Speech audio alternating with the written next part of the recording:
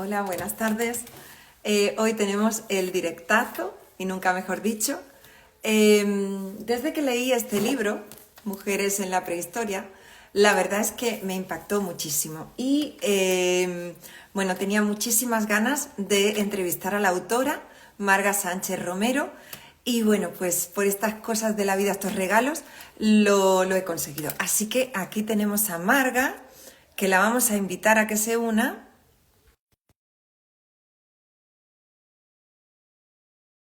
Y vamos a comenzar este directo, porque todo lo que nos han contado es mentira. O al menos no nos han dicho toda la verdad, o no nos han dicho el 99% de lo que realmente ha sucedido, es decir, ha estado invisibilizado. Entonces, ella nos va a explicar. Ay, Marga, hola, Hola, no te veo. hola, ¿me ves? ¿No me No, ves? no te veo, veo como un algo. Ay, espera, a ver si es que la tengo la cámara girada. Ahora, Ahora, ahora, hola, hola. hola, Marga. Yo no te veo Ay, a ti, yo bienvenida. veo como la pantalla como en negro, Cris. Ah, ¿no me ves? No, Jo, veo vaya, dale yo, la vuelta, pero me dicen. Espera, que si le doy la vuelta se ve lo que hay enfrente. No.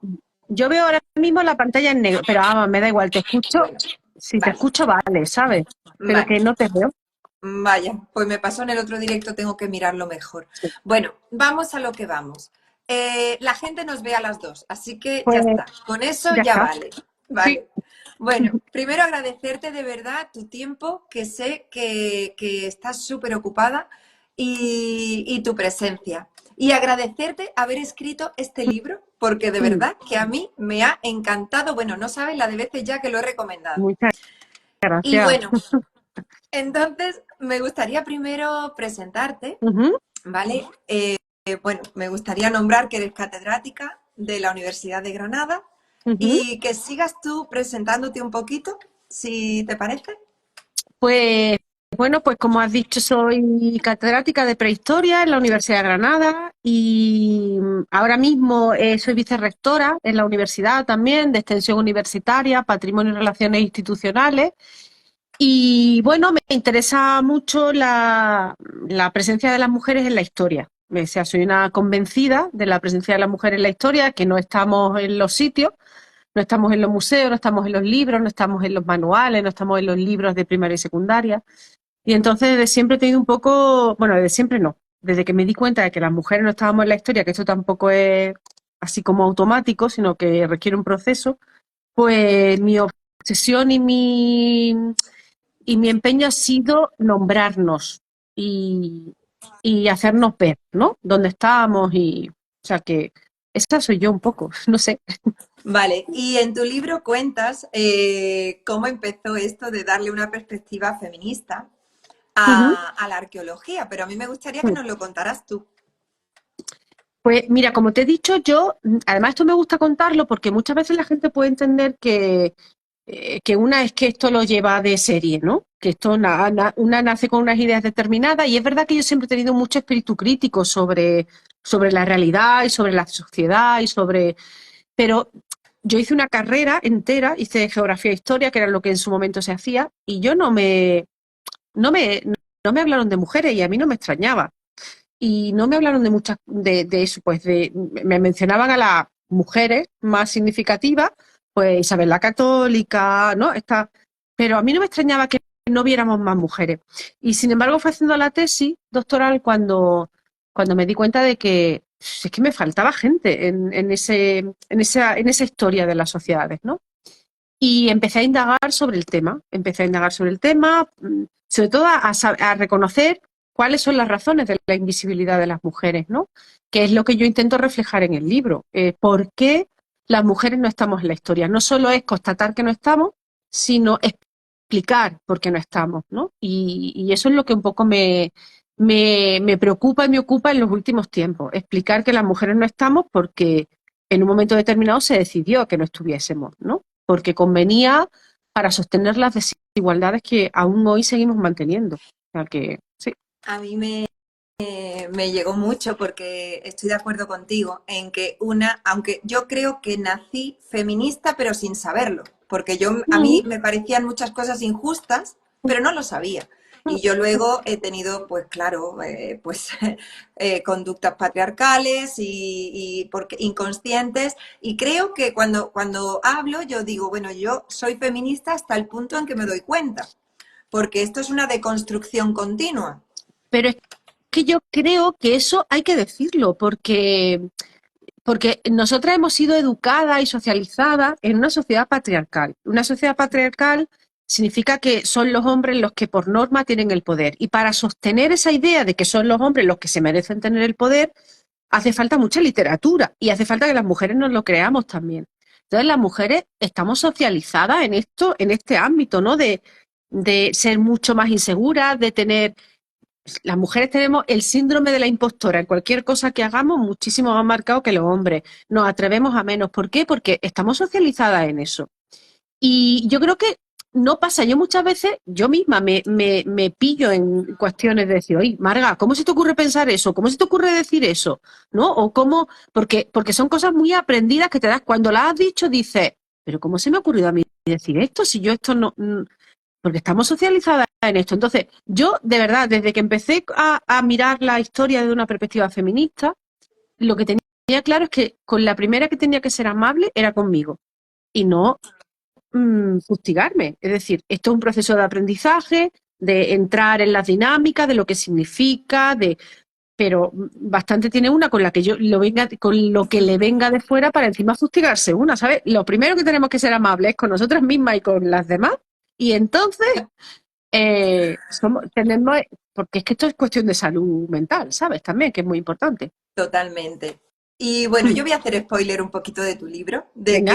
porque a mí esa anécdota me gusta mucho y la cuento siempre, ¿no? Lo de, pues que cuando escribiste tu tesis, y la presentaste, te dijeron, bueno, es una tesis brillante, pero, y tú dices, y yo tímidamente, porque es verdad, cuando una habla sobre feminismo, sobre el lugar de la mujer, como hay tanto ataque visible e invisible, pues es verdad que una dice, bueno, yo no me voy a meter en este berenjenal muchas veces, ¿no? Aunque ya luego vas perdiendo la cosa y yo, como digo, yo voy cumpliendo años y más me voy metiendo. Me importa ya todo, pero claro, entonces dices tú, y tímidamente comenté al final de la tesis que creía que tenía que haber una perspectiva feminista en la arqueología y que el catedrático te dijo, el que te corrigió la tesis, que qué pena que una tesis tan brillante, ¿no? Que hubiera incluido eso. Y que entonces tú dijiste, pues ahora sí que me voy a dedicar yo a esto. Sí, a ver, ten en cuenta que esto es 1999, el siglo pasado. Yo leí la tesis en el siglo pasado. Sí, y bueno, además, fue varios miembros del tribunal, ¿no? Que yo iba además súper preocupada porque mi tesis era sobre todos los instrumentos que hacen en la prehistoria sobre piedra tallada, cuchillos, puntas de flecha, dagas, raederas, raspadores, todos estos elementos, ¿no?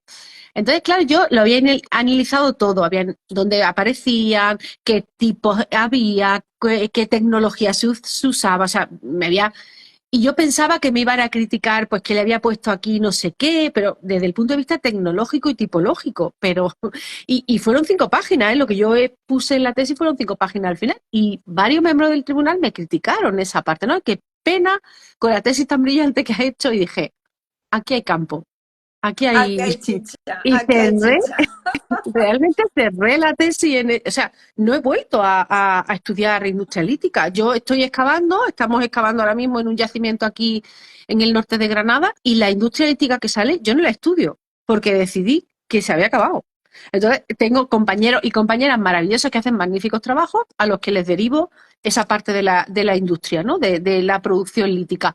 Porque yo decidí que mi tesis había estado muy bien, yo estoy muy orgullosa de mi tesis, pero las tesis también te tienen que enseñar a lo que no quieres hacer en la vida. Y eso es muy importante, es un aprendizaje también importante. No solo lo que quieres hacer, sino a lo que no te quieres dedicar. Y yo vi ahí una vía maravillosa y de hecho empecé de nuevo, ¿eh? Yo me fui de postdoctoral porque la carrera, digamos, universitaria en España, pues cuando termina la tesis, debe irte un par de años, 3 fuera, y yo me fui y la gente normalmente sigue con el trabajo, con el estudio que hace para su tesis doctoral. Y yo dije, no, yo cierro esto y voy a empezar de nuevo. Y empecé de cero, porque no sabía sobre arqueología de género, arqueología feminista, yo no sabía. Había leído algo para la tesis, pero no sabía. Y me fui a Inglaterra, que era donde en ese momento, sobre todo por el... A ver, yo siempre lo cuento, ¿no? Que quienes empezaron con esto fueron las escandinavas, las noruegas, las suecas. Pero claro, ¿quién habla noruego o sueco? Yo dije, me voy a Inglaterra, que el inglés todavía puedo dominarlo, ¿no? Y las anglosajonas sí que estaban ahí muy... Y yo dije, mira, ¿yo cómo me La voy a ir? Luego sí vikinga, que he la estado... vikinga. Las vikingas. Yo luego sí que he estado varias veces, sobre todo en Noruega, ¿no? En Noruega sí que he estado con las compañeras, pero yo decía, yo me voy a ir a Noruega, yo no me voy a Inglaterra, que eran también estaban, pero que las que empezaron a finales de los 70, a principios de los 80, fueron las escandinavas. Luego las americanas y las inglesas a mediados de los 80, digamos, ¿no? Pero yo me fui a Inglaterra y a empezar de nuevo, o sea, de partir de cero, ¿no? Pero bueno, me ha salido bien, me arriesgué, pero me ha Sí, salido bien. te ha salido muy bien. Y bueno, yo tengo que decir, ayer estaba escuchando un podcast con mi hijo, que nos gusta mucho, y descubrió uno de un profesor del primero de la ESO, ¿no? Ujú. Que contaba historia, era de historia. Y entonces, si yo no llego a leer tu libro, me pasa Sí. igual, ni me doy cuenta de que es que no se nombra a la mujer, es que ni Mm, siquiera la palabra mujer. El mm, hombre prehistórico, el hombre, el hombre, el hombre, el hombre.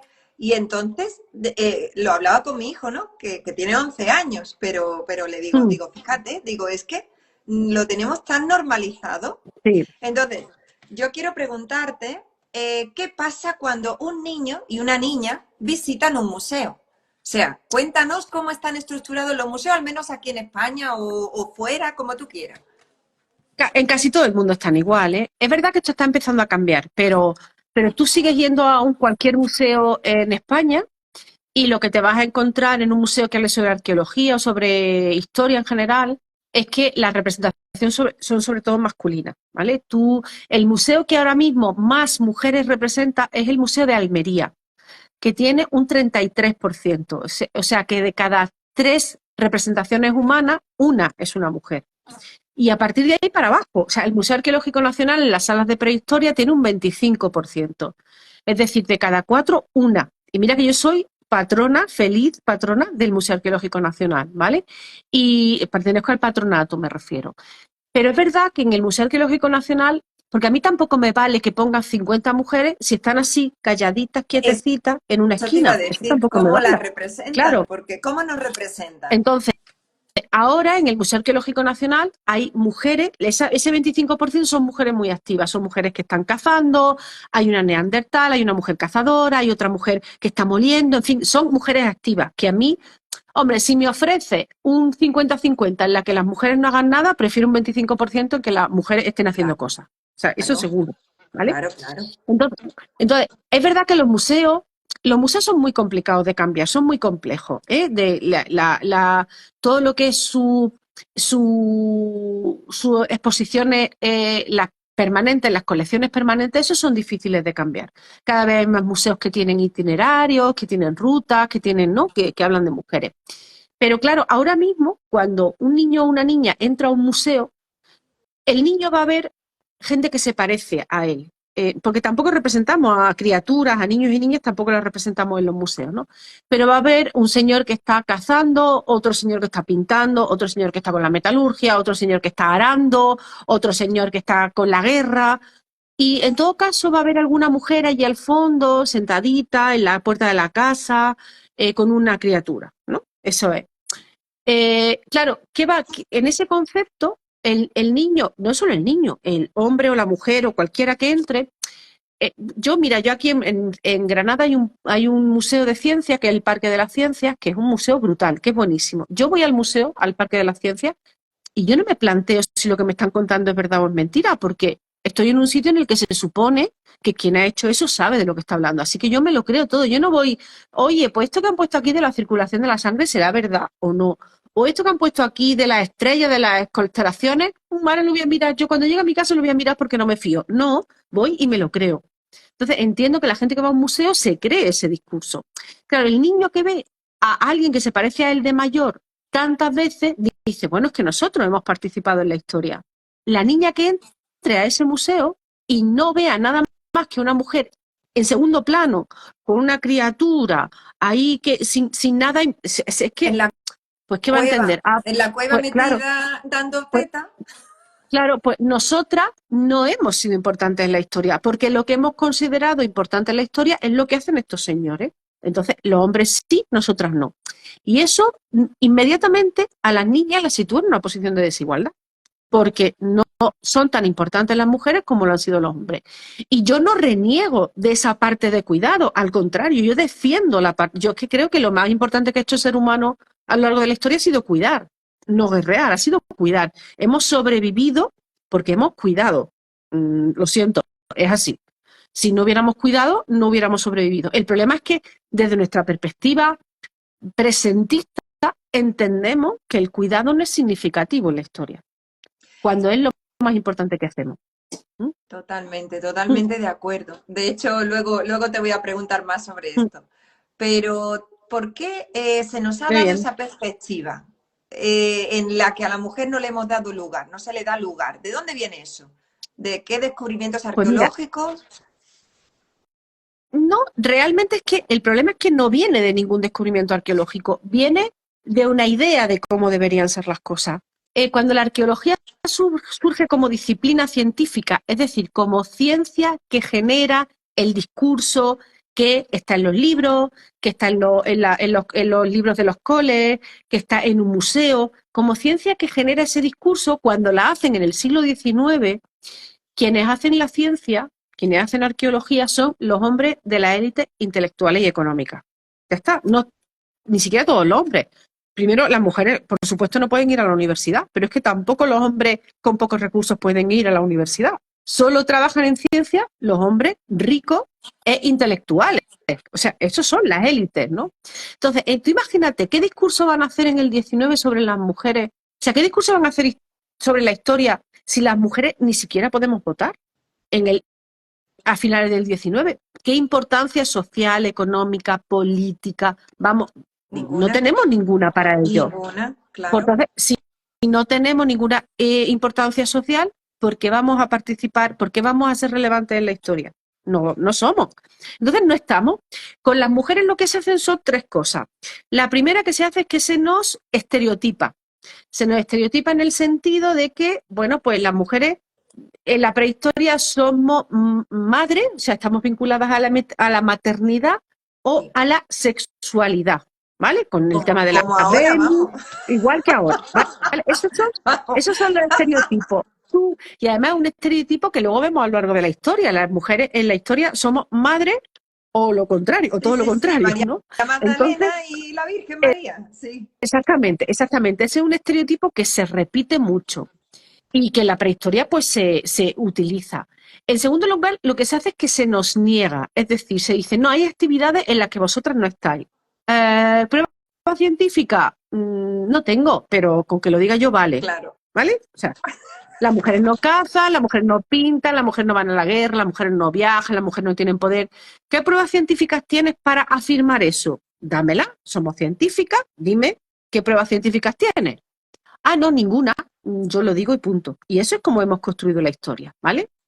Y la tercera cosa que se hace es que se nos invisibiliza, porque en aquellas cosas que sí se nos ve, en aquellos aspectos que sí se nos ve, pues todo lo que tiene que ver el cuidado, lo doméstico, la crianza, la alimentación, la salud, la socialización, todos esos aspectos en los que sí se nos concede el que, bueno, sí, es que vosotras os dedicáis a eso, pero es que eso no es importante. Ya. Eso no tiene que estar en los libros de historia y por tanto no lo vamos a poner porque son cosas vuestras. Son Ya. cosas naturales, esenciales, que son las mujeres que os dedicáis a eso. Y por tanto yo no lo tengo que meter en un libro de historia porque no es, fíjate, Ya. lo absurdo es que eso no es importante socialmente. Por Cuando es tanto, lo que es, sostiene todo un es sistema y toda una exactamente, sociedad, pero exactamente. ya, Mm. ya. Eh, hay una socióloga, María Ángeles Durán, que es la única que ha sido Premio Nacional de Sociología, la única mujer que ha sido Premio Nacional de Sociología, dice, en el mundo hay 2.000 millones de talleres que funcionan 7 días a la semana, 365 días al año. Y son vuestras casas. Totalmente. Porque ahí no hay horario. O sea, a ti se te pone tu hijo malo, a las 3 de la mañana vomita, y tú nos dices, dice, ¿sabes que yo entro a las 9? O sea, yo de 9 a 5 sí estoy trabajando, pero a las 3 de la mañana no trabajo. Eso no lo dices tú te levantas, coges al niño, lo cambias, lo lavas, ¿vale? Allí no hay horario. Mm, Está a lo que está y para lo que se necesite. Esos son hogares, talleres que funcionan 24 horas al día, 365 días al año. Y eso la historia considera que no es relevante O valioso. o Sí, sí, valioso. totalmente. No vea. Bueno, y en las pinturas rupestres, ¿cómo se nos representa a las mujeres? Pues mira, hay muchas representaciones de mujeres en el arte rupestre. Tenemos mujeres que están danzando, que están paseando, que están en relación con otras mujeres o con otros o con criaturas. Hay mujeres que están recolectando, hay mujeres que participan en escenas de caza, hay mujeres que están cosechando, hay mujeres que están recolectando miel. Hay un montón de representaciones de mujeres en el arte rupestre. Pero ¿cómo se Eh, ha y hay- interpretado? Es que a mí me hizo mucha gracia lo de este señor sí. que lo que Bueno, veía claro, era sí, sí. Bueno, que esto es un digo, bueno, asunto bueno, bueno, bonito, ¿no? el colmo. Sí, O sea, es que vamos. hay una serie de representaciones de el Cogul, que está en un yacimiento, que está en Lleida, y entonces lo que o sea, históricamente se han documentado eran como parejas de mujeres, ¿no? Parejas de mujeres que además ahora la investigación nos ha enseñado que no se pintan todo a la vez, sino que es un sitio a los que van recurrentemente y pintan escenas de mujeres. Y entonces, en toda esa amalgama hay un señor chiquitito que tiene un falo muy grande, ¿vale? Y entonces, desde el siglo finales del XIX, principios del XX, que es cuando se conocen esa pintura, es la danza fálica. O sea, es todas las mujeres alrededor del señor, que es así de chiquitito y que no. Y la interpretación es todo, esto es una danza fálica, porque están todas pendientes del señor. Y cuando tú analizas las pinturas con los calcos de la actualidad, te dicen, mira, si es que esto no es, eh, 6, 7 parejas de mujeres no se han pintado, la verdad. Además que ni siquiera están mirando al señor, están mirando a otro sitio, ¿no? Pero, pero todo lo tenemos que vincular a un individuo masculino y que es como el elemento central. Aunque sea chiquitito, aunque las mujeres ocupen más tamaño, estén más representadas en el panel, pues todavía cuesta, ¿no? Que no sea el hombre el centro de todo. Ya está. Totalmente, totalmente. Es que me hizo mucha gracia y quería que Sí, nos lo contaras tú. sí. A ver, y cuéntanos también ese descubrimiento en los Andes, en la tumba de los Mm, Andes, en 2020, señoras y mm, señores, que mm, cuando hablabas antes de dame pruebas científicas de mm, que realmente no han estado las mujeres. No, no, no, mm, eso, bueno, ni se plantea, pero todavía si se piden pruebas científicas de que realmente es una mujer, es decir, si se analiza, mm. piden 4 veces que se haga. O sea, no se Sí, conforman con que sea una, no, eso no es no. posible. Entonces, cuéntanoslo, por favor. Bueno, esto es la historia de siempre, ¿no? Cuando tú dices que los hombres hacen algo en la prehistoria, no necesitas pruebas, porque ya está. Nadie te pregunta, ¿no? Estábamos hablando antes de arte rupestre. Si tú pones un hombre pintando Altamira o cualquier panel de arte rupestre, nadie te pregunta, ¿y tú cómo sabes que eran los hombres los que pintaban? Eso no te lo pregunta nadie. Ahora, pon una mujer pintando una cueva. Te dicen, ¿una mujer? ¿Tú cómo sabes que pintaban ella? Te digo, pues por las mismas razones que pintaban ellos. O sea, ¿qué razones tiene? ¿Dónde están? Nosotras, en el tema del arte rupestre, lo que hemos descubierto es que hay huellas dactilares y huellas palmares de mujeres, ¿no? Pero con el tema de la caza pasa un poco. La caza es que se sitúa como el culmen de la evolución humana y el culmen de la productividad en un momento determinado y se vincula a los individuos masculinos. Pruebas científicas, ninguna, porque no me hacen falta. Entonces, nosotras, las que sí que estudiamos, las que llevamos mucho tiempo mirando la arqueología y el registro arqueológico desde una perspectiva feminista, sí que conocemos de hace mucho tiempo que hay sepulturas con armas que son sepulturas de mujeres. No es una cosa rara, no es una cosa rara. Pero digamos que la sepultura, el descubrimiento que dio la vuelta al mundo es que en 2020 se descubre en Vilamaya Pachá, que es un yacimiento peruano, de hace 9.000 años, se descubre una sepultura en la que hay una persona con armas para la caza mayor, para cazar vicuñas, llamas, la alpaca, toda esa fauna, ¿no? Y de hecho es que te lo explican ellos, ¿no? Te dicen, descubrimos ese cuerpo y en la ficha pusimos cazador. Pero claro, ahora en arqueología una de las grandes ventajas que tenemos es que tenemos mucha capacidad analítica. Ahora podemos hacer ADN, podemos hacer péptidos, isótopos, una serie de análisis clínicos que en los últimos años no solo se han adaptado bien a las necesidades de la arqueología, porque son todos procesos y analíticas que tienen que ver con la química, no solo se han adaptado bien a la arqueología, sino que sobre todo lo que se han hecho es que se han abaratado, con lo cual desde los proyectos de arqueología podemos acometer esas analíticas, ¿no? Qué bien. De todas maneras, tener las analíticas no te soluciona nada si no haces preguntas distintas. Entonces, ellos cuando terminaron con la excavación, pues mandaron todos los huesos, tenían la capacidad, mandaron todos los huesos a analizar, a que que le pusieran el sexo y la edad a esos huesos. Y cuando volvieron los resultados, pues resulta que en la tumba, lo que había en esa tumba era una mujer. Y claro, tenían como tres opciones.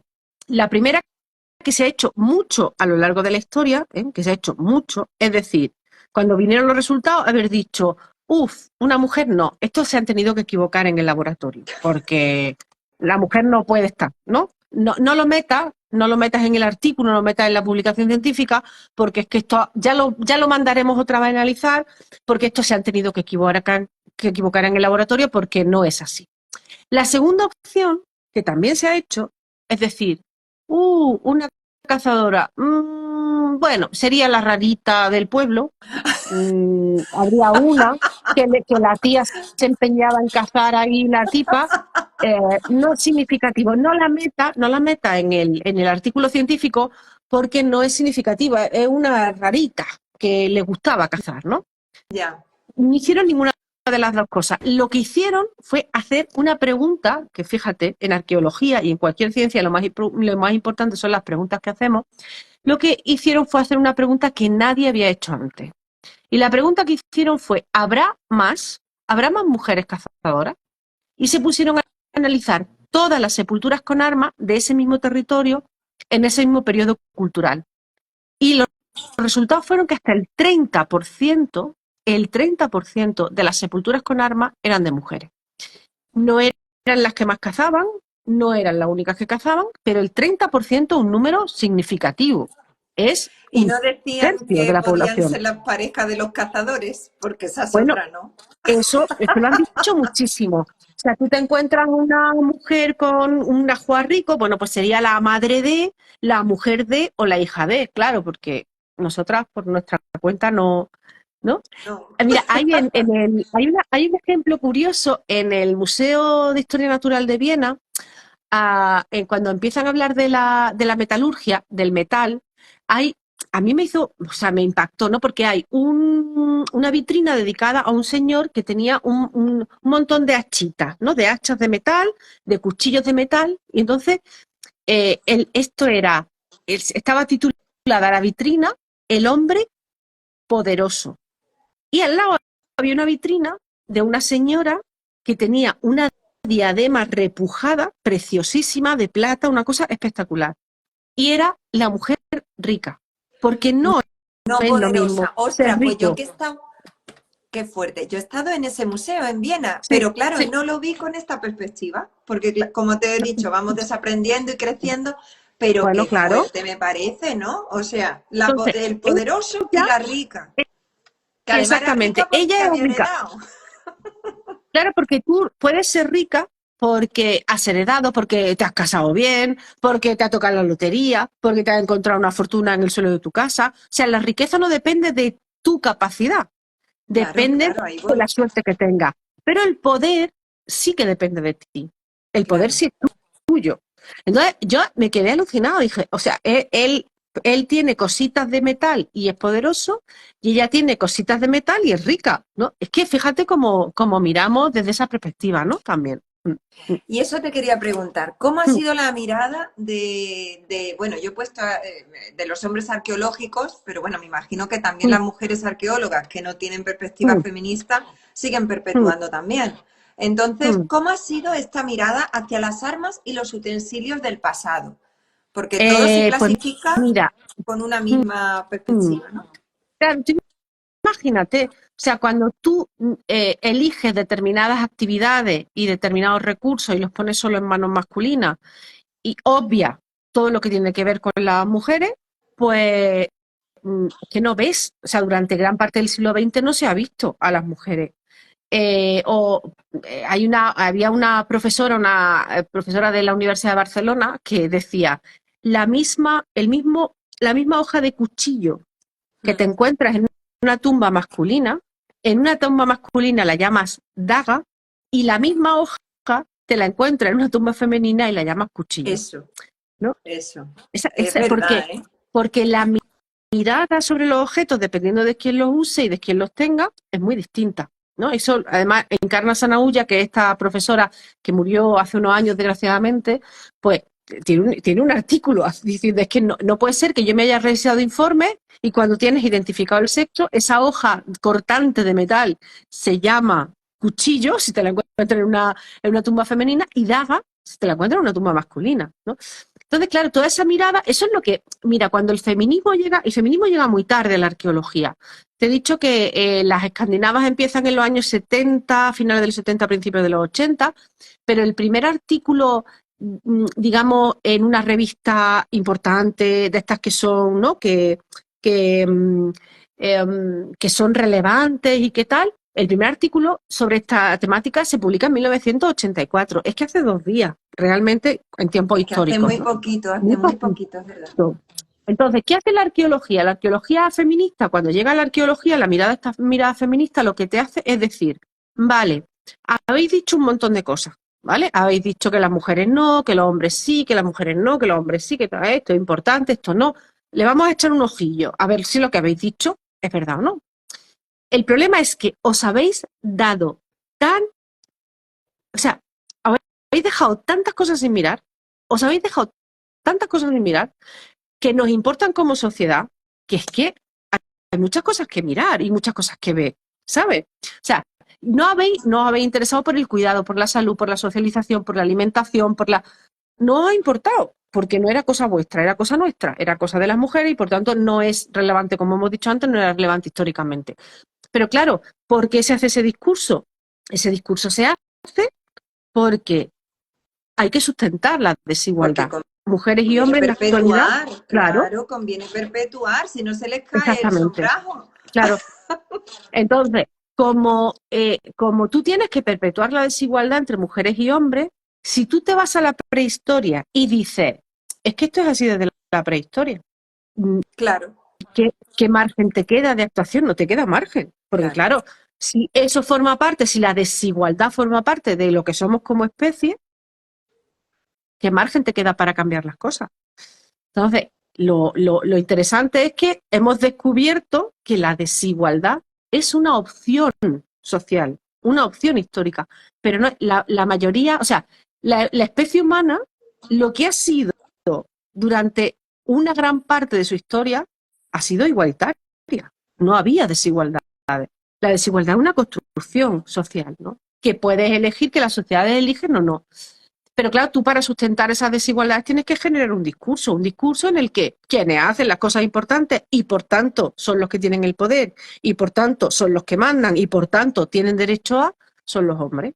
Y te deja a las mujeres que, bueno, es que no hacéis cosas tan importantes y por eso, bueno, pues estáis en un segundo nivel social y de importancia y de capacidad de tomar decisiones. Porque no participáis como nosotros, ¿no? Y esos discursos son muy peligrosos, muy peligrosos. Son muy peligrosos y además a nivel terapéutico porque hay mucha Sí, similitud entre arqueología y terapia, en el sentido de que las preguntas son básicas y fundamentales y también que creo que la escasez de referentes, es decir, el no tener referentes, crea una inseguridad en la mujer que parece que siempre necesitamos una muleta emocional, que es una sí, pareja, que sea como sea, tenemos que estar en pareja, porque es todo lo que nos han vendido, ¿no?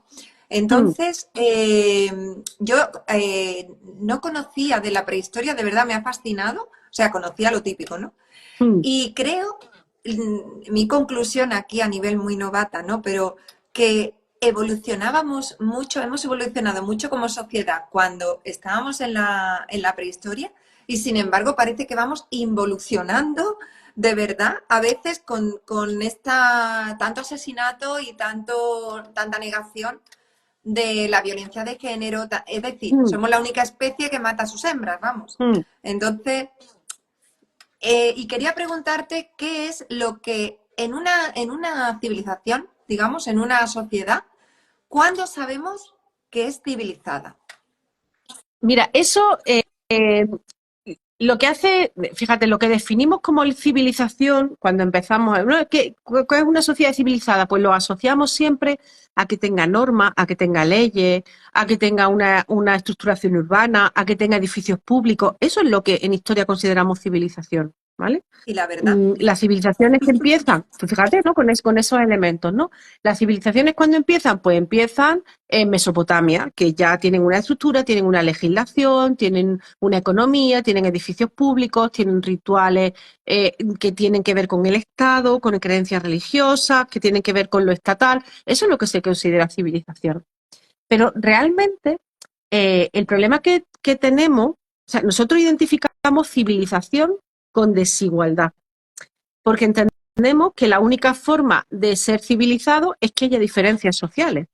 Y eso es un error, porque como he dicho, la mayor parte de la historia de la humanidad, durante todo el Paleolítico, las sociedades han tenido o han sido igualitarias o han tenido una dosis de desigualdad muy pequeña, realmente.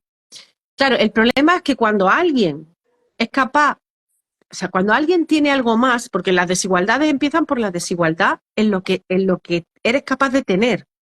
Eh, ¿Cuándo empieza la desigualdad? Pues cuando empieza la producción agrícola y ganadera. Cuando alguien, pues por casualidad, o porque tiene más suerte, o porque tiene un terreno que cultiva más, o porque las vacas han parido más, tienen más terneros, tienen más trigo, tienes más. Ya no es solo para tu consumo, sino que no es solo el consumo, sino que tú tienes un remanente que puedes intercambiar.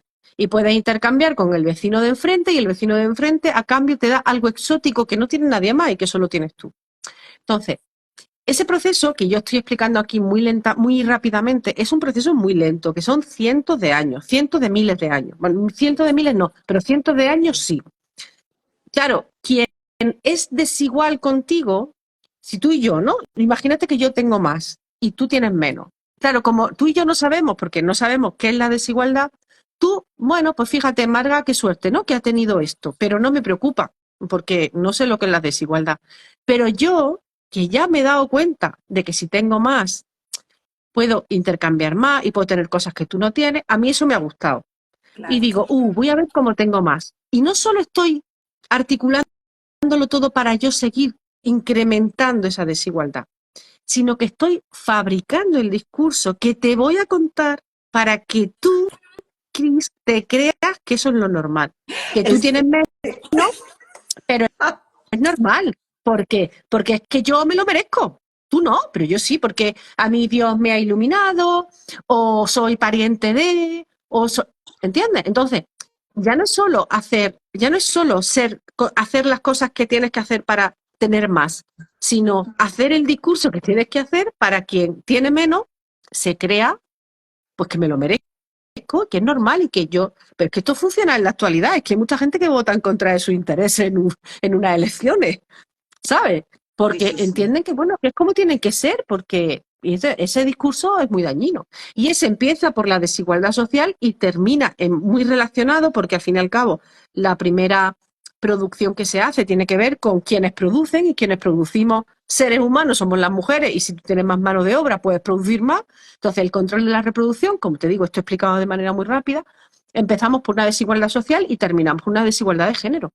Sí, sí, sí, eso da para otro tema Sí, de cómo se apropiaron de la sexualidad femenina y de ahí empezó exactamente. todo, ahí Eso es. empezó todo. Cuando Ahí se empezó. descubrió, claro, Mm, se descubre la ganadería, ¿no? Y que mm, los terneritos, ese tiempo corto, digamos, de reproducción, ese tiempo corto entre la fecundación y la reproducción pues se dan cuenta de que el semen tiene que ver con el ternerito que nace, pues dicen 2 más 2, 4. O sea que el mm, niño que hay ahí, el bebé que hay ahí, resulta que es mío. Y ahí empieza la mm, cosa.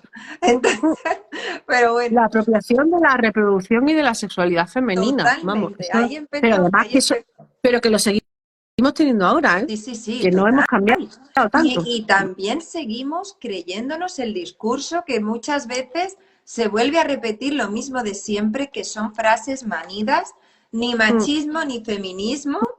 mm, Espérate, no, las feministas de antes, el feminismo radical, y cuando no se mm. sabe ni de lo que se está hablando. Y Sí, yo eso, pero bueno, contra eso, información y divulgación, no hay otra. totalmente. Vale, Mm, pero mira, yo también quería a mí me impactó también que creo que, no recuerdo el nombre de una catedrática o de mm, alguien, una arqueóloga muy importante, que cuando le preguntaron, estaba dando una clase y cuando le preguntaron que qué era lo que denotaba que una civilización o una mm, sociedad era civilizada, la respuesta fue muy sorprendente, mm. ¿no? Que era Sí, cuando se curaba un fémur, ¿no? sí. El cuidado.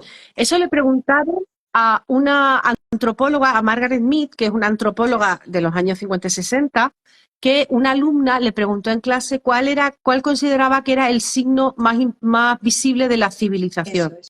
Y entonces ella pensaba que le iba a decir, la alumna pensaba que le iba a decir algo relacionado pues con alguna tecnología, con tal. Entonces Margaret Mead dijo, el mayor signo de civilización es un fémur fracturado y Y curado. cuidado. Eso es el mayor Es signo. que eso ¿Por es qué? Pues porque, todo, eso es claro, todo. Y también eso es. me gustó mucho en tu libro cuando reflejabas que cómo se le da esa importancia, por ejemplo, ¿no? A, digamos, a la ingeniería de armas, de metalurgia, etcétera, y sin embargo, la ingeniería doméstica es que no se Mm, tiene en cuenta, mm. ¿no? Sí, porque las mujeres estamos desvinculadas de la tecnología, ¿no? Porque se entiende que tecnología es fabricar una punta de flecha, un proceso técnico es fabricar una punta de flecha y un proceso técnico no es preparar una comida, cuando es un error. Porque un proceso técnico, o sea, la preparación de la comida, tú necesitas ingredientes que puedan mezclar entre sí, necesitas aplicar calor más o menos en dependiendo qué estructura en fuego, en ollas, que sostengan el calor, que aguanten más, que aguanten menos. Todo es un proceso técnico que es muy parecido, por ejemplo, a la producción de una punta de flecha y que con eso termina produciendo, pues, imagínate un cocido, ¿no? Entonces, ¿qué pasa? Pues que la punta de flecha la tienes y el cocido te lo has comido. El cocido, la prueba de que eso ha funcionado es que estamos vivos, pero no tienes un elemento material al que puedas acudir, ¿no? Mientras que con la punta de flecha sí. Entonces, eso se considera tecnología por una visión de la tecnología muy sesgada y el proceso técnico de la preparación del alimento no se considera. O, por ejemplo, yo creo que no hay más innovación tecnológica más importante que el biberón. Tú imagínate lo que supuso. Y además, a lo largo de la prehistoria encontramos biberones muy diversos. Encontramos biberones que se hacen con cerámica, pero también encontramos cuernos de cabra al que se le mete dentro una ubre de vaca seca y por ahí porque tú fíjate que los seres humanos somos los únicos mamíferos que somos capaces de beber leche de otros mamíferos. Las vacas no beben leche de cabra, las cabras no beben leche de caballo o de yegua, ¿no? ¿Por qué? Pues porque la leche materna, que es en condiciones higiénico-sanitarias determinadas la mejor que puede utilizar, ¿no? Y llega un momento en el que por muy diversas circunstancias, porque nacen más críos, porque la madre muere, porque crecen más, los niños crecen, empieza a ser cada vez más escasa en la dieta de los seres humanos, sobre todo a partir del primer año. Y tienes que sustituirlo con leche de cabra, de oveja, de vaca, y eso lo tienes que dar de alguna manera, ¿no? Que lo tienes que. Entonces, el biberón es un inventazo, una innovación tecnológica y una cosa de ensayo y prueba y error fundamental. Pero no se considera, por ejemplo, ¿no? Por hablarte de alguna innovación tecnológica y de alguna Sí, sí, sí, cuestión de ese tipo. totalmente, totalmente. Y bueno, pues ya no quiero robarte más tiempo porque, vamos, ya ha sido de verdad un honor el tenerte aquí. Nada, Yo voy a asomar otra vez tu libro, tú no me ves, pero yo lo voy a asomar porque de verdad que asoma, esto debería, no, asómalo. no, no, Esto debería estar incluido en secundaria, en primaria, en el cole, de verdad, de verdad. El día que empecemos a Claro. conocer la historia real y no Mm, esa información sesgada que nos llega, yo creo que ahí va a cambiar, bueno, si no todo, mucho. No sé mm. si estás de acuerdo. Sí, completamente. Y además, mira, somos muchas compañeras las que estamos investigando en distintos momentos históricos, desde distintas maneras, pero son muchas compañeras que estamos, las que estamos poniendo a las mujeres en su lugar en la historia. Y yo siempre lo digo, ¿no? Yo sin mis compañeras que nos hemos sostenido, porque esto al principio era muy complicado de, ¿sabes? Porque, bueno, porque siempre hay mucha reticencia.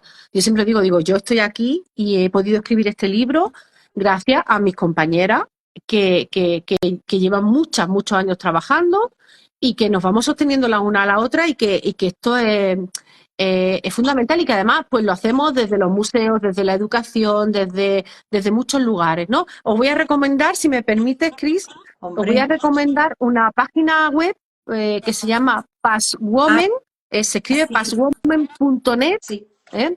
Que es una página web que hace como, bueno, ya tenemos, son 15 años de Lo, trabajo, pero es un trabajo que hacemos de forma constante, pero no es en ningún caso es nuestra primordial forma no, de trabajo, o sea, pero vamos colaborando muchas compañeras, entonces os recomiendo es passwoman.net porque generamos imágenes y generamos recursos distintos a los que podemos ver en una arqueología, digamos, una mirada más tradicional en la arqueología, y os recomiendo que la miréis porque está muy interesante y os puede servir para la gente, sobre todo la gente que a lo mejor está en el mundo de la educación o en el mundo de la transferencia del conocimiento, guía, gente que hace ruta o la gente que está pues dando clase en primaria y secundaria. Yo creo que siempre, efectivamente, pagwomen.net yo creo que les puede ser muy útil, ¿sabes? O sea sí, que si quieren estar a un cualquier vistacillo, persona sí. porque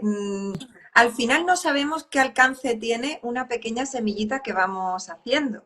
Mm, Porque, mm, oye, pues se va despertando y vas descubriendo y luego esto te lleva a otro y a otra cosa y así vamos. Y por cierto, que eso es. estaba por ahí Ángeles Taró, que la quiero saludar, que también ha escrito un libro maravilloso.